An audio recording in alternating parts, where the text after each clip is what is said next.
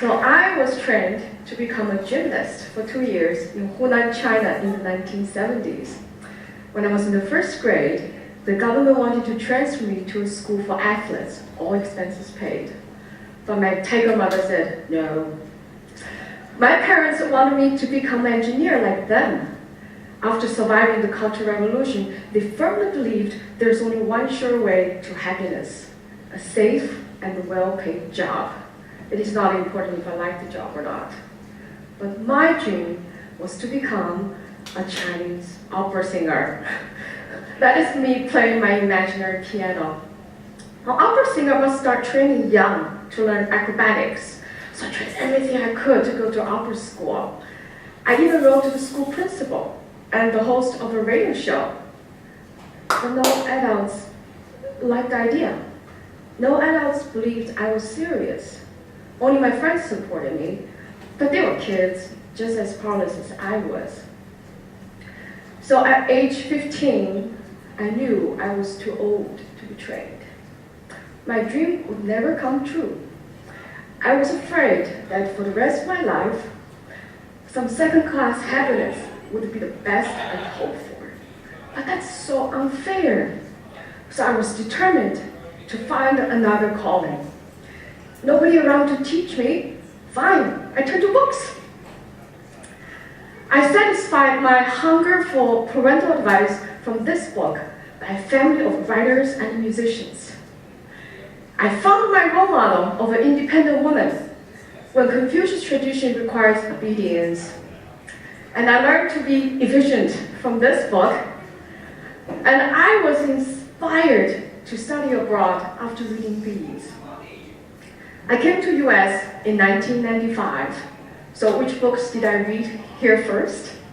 Books banned in China, of course. The Good Earth is about Chinese peasant life. That's just not convenient for propaganda. Got it. The Bible is interesting, but strange. That's a topic for a different day. But the fifth commandment gives you epiphany. You shall honor your father and the mother. Honor, I said, that's so different and better than obey. So it becomes my tool to climb out of this Confucius guilt trap and to restart my relationship with my parents. Encountering a new culture also started my habit of comparative reading. It offers many insights. For example, I found this map out of place at first because this is what Chinese students grew up with. It had never occurred to me, China doesn't have to be at the center of the world. A map actually carries somebody's view. Comparative reading actually is nothing new. It's a standard practice in the academic world. There are even research fields such as comparative religion, comparative literature. Compare and contrast gives scholars a more complete understanding of a topic. So I thought, well, if comparative reading works for research, why not do it in daily life too? So I started reading books in pairs.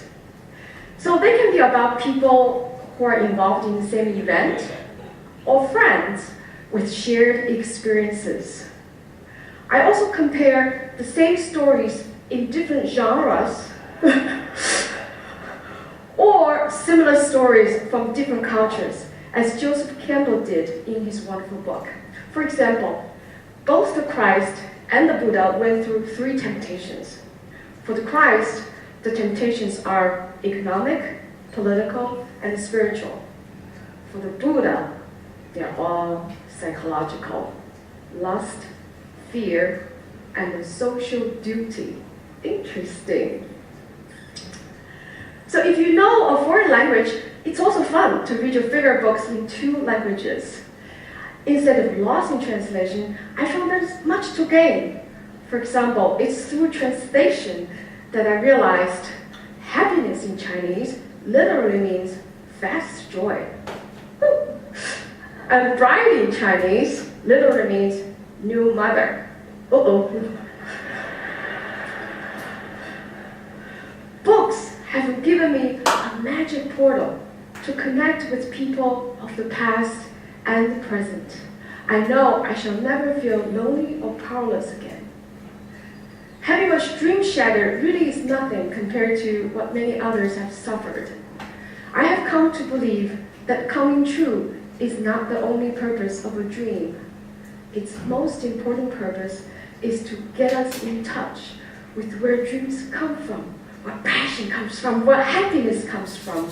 Even a shattered dream can do that for you.